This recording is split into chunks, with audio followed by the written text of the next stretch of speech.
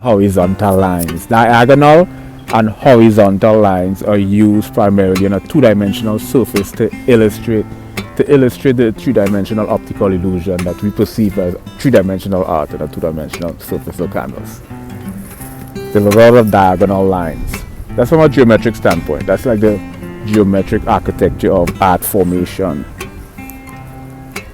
There's these diagonal lines and these,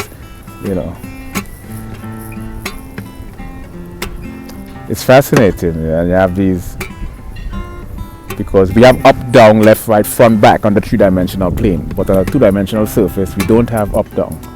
We have front, back, left, right. So that up, down is replaced with diagonal lines, perpendicular angles. Everything is sort of slant. It's a fascinating. And then you have shades in art now, shades and light